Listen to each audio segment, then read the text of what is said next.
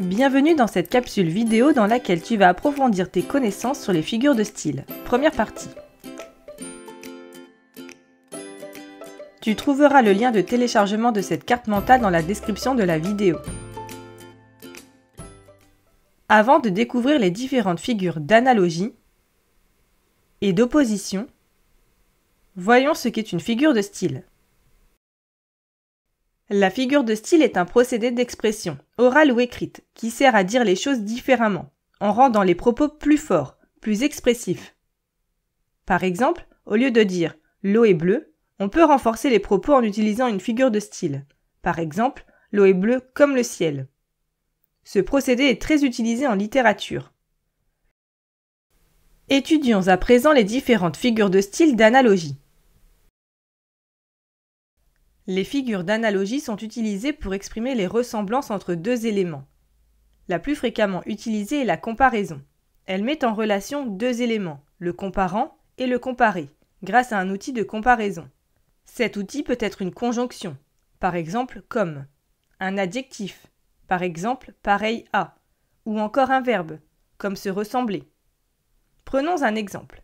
Dans la phrase « La vie est comme une boîte de chocolat », on trouve la comparaison comme une boîte de chocolat, introduite par l'outil de comparaison comme, et permettant de mettre en relation le comparant, une boîte de chocolat, et le comparé, la vie. Une autre figure d'analogie souvent utilisée est la métaphore. Elle a la même visée que la comparaison en mettant en relation deux termes, mais sans utiliser d'outil de comparaison. Elle peut ainsi se faire par juxtaposition. C'est le cas dans la phrase suivante. Le temps, ce voleur silencieux, emporte nos jours sans bruit. On relève la métaphore « ce voleur silencieux », qui compare le temps à un voleur, en utilisant la juxtaposition, puisque mise entre virgules. La personnification est une autre figure d'analogie. Elle prête des caractéristiques humaines à une abstraction, comme un objet ou un animal. Par exemple, dans la phrase « c'est un trou de verdure où chante une rivière », on relève une personnification. La rivière est quelque chose d'inanimé, mais le verbe « chante » lui donne une caractéristique humaine.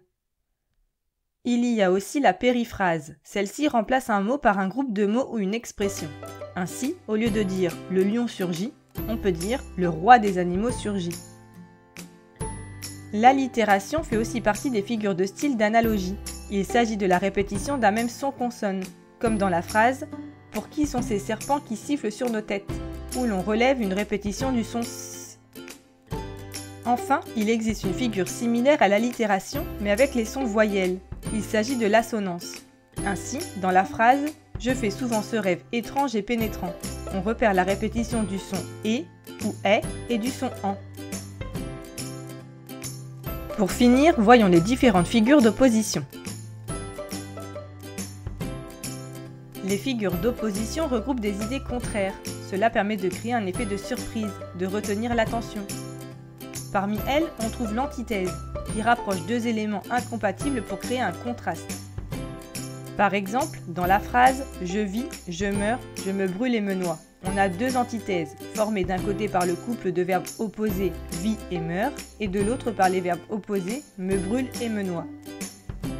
L'oxymore, quant à elle, est l'union de deux mots contraires, mais dans le même groupe nominal, comme dans un silence assourdissant. Enfin, l'antiphrase est une figure de style qui sert à dire le contraire de ce que l'on veut exprimer. Elle a souvent une intention ironique. Par exemple, si pour désigner une situation déplorable, on utilise les phrases « Alors là, bravo, c'est du joli », on veut clairement exprimer le contraire de ce qui est dit. Il s'agit donc d'antiphrase. Et voilà, dans cette capsule vidéo, tu as appris ce qu'est une figure de style et tu connais à présent les différentes figures d'analogie et d'opposition. N'oublie pas de télécharger la carte mentale associée à cette leçon. Le lien de téléchargement se trouve dans la description de cette vidéo. Tu trouveras aussi de nombreuses fiches d'exercices et des quiz pour t'entraîner. À bientôt!